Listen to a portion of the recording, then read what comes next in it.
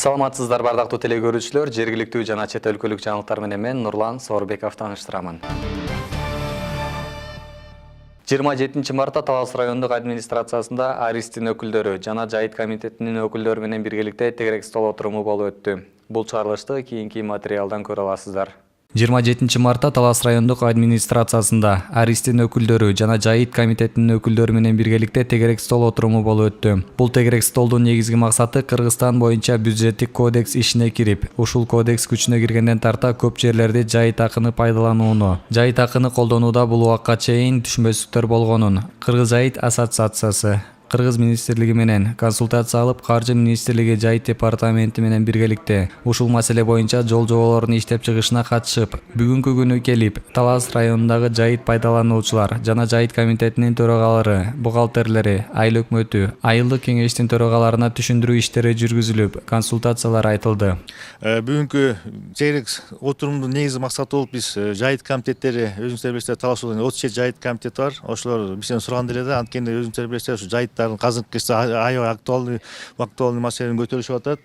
Ошонун негизинде ошо бюджет өзгөрүүлөр болуп атат, мыйзамда өзгөрүүлөр болуп атат. Ошолор жөнүндө кичине мындай Кыргыз жайытынан кишилерди атайын чакырдык. Ошолорду келишип, өздөрүнүн ойлорун айтып беришип, ошо мыйзамда кандай өзгөрүүлөр болуп атат, бюджеттик кодекстери кандай өзгөрүүлөр болуп атат, жана жайыт комитетинен түшкөн акчалар каяка барыш керек, алардын багыттары кандай жөнүндө атайын окуулар уюштуруп берсиңер деген. Ошонун негизинде биз Кыргыз жайыт менен сүйлөшүп, алар Кыргыз жайытынын специалисттери кирип, ушу жайыт комитетинин бухгалтерлерине, жайыт комитетинин төрагаларына, айыл өкмөттөргө, айыл өкмөтүнүн бухгалтерлерине атайын окуулар өткүзүшүп атат. Мына бул жерде бир аз анча-мынча ката кетип калышы мүмкүн. Жер салыгын өзүнчө төлөйбүз дагы, калган акчаны 100% айыл өкмөттүн Кирешия булагына көрсөтөбүз. Жана айыл өкмөттүн Кирешия булагына көрүнгөндөн кийин ушул акчалы жайыт акы жайыт комитетке келишим негизинде кайра берилет. Бирок ошо алынган акчаны жайыт комитеттер сөзсүз түрдө сатып алуу эрежелерин колдонуп ишке ашырыш керек.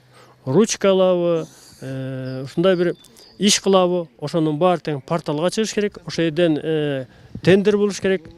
Бул жагына келгенде анча-мынча жайыт комитеттерге кичине кыйынчылык болуп турат. Себеп дегенде даярдалган адистер жок. Ошондуктан жайыт комитет бул айыл өкмөттүн аймагындагы коомдук уюм. Айыл өкмөт өзүнүн келишим боюнча өзүнүн милдеттери бар жана укуктары бар. Ошо милдеттердин биринде жайыт пайдалануучу бирикмесине ар кайсы консультациялык, техникалык, уюштуруу жана башка билим жардам берүүгө укуктуу, милдеттүү. Кемероводагы Зимняя Вишня соода борборунда чыккан өрттөн көз жумган 64 маркумдун тең сөөгүн өзгөчө кырдаалдар министрлигинин кызматкерлери таап чыкты. Бул тууралуу ведомствонун жетекчисинин орун басары Владен Аксенов билдирди. Как минимум 64 человека погибло. Кемероводагы кырсыктан көз жумган маркумдардын баарынын сөөгү табылды. Каргашадан жалпысынан 64 адам көз жумган. Алардын сөөктөрү табылды. Дайынсыз жоголгондор жок, деди Аксенов. Аксенов каза болгондордун 41 балдар экенин тастыктады. Облустук саламаттык сактоо департаментинин маалыматы боюнча, ооруканада 14 жабырлануучу жатат. Алардын 2 балдар, дагы 65 адам, 25 балдар амбулатордук дарыланууда. Белгилей кетсек, 25 мартта Кемерово шаарындагы Зимняя Вишня деп аталган 4 кабаттуу соода борборунда өрт чыгып, 64 кишинин өмүрүн алды. Өрт кантип башталганын видео байкоого түшүп калган. Бул трагедия Россиядагы эң чоң 4 өрт кырсыгынын бири катары эсептелүүдө. 1999 жылы Самарада ички иштер башкармалыгында тилсиз жоо 57 өмүрдү алып кеткен. 2007 жылы Краснодар аймагындагы карылар үйүндө чыккан өрттөн 63 киши каза тапкан. 2009 жылы Пермь шаарында Хромая площадь клубунда чыккан өрттөн 153 адам өмүрү менен коштошкон. Орусиялык ырчы Витас Москванын сыртындагы Барвиха аймагындагы үйүнүн короосунан ок чыгаргандыгы үчүн административдик жоопко тартылып, 7 суткага камакка алынды. Бул тууралуу орусиялык маалымат булактары жазып чыкты.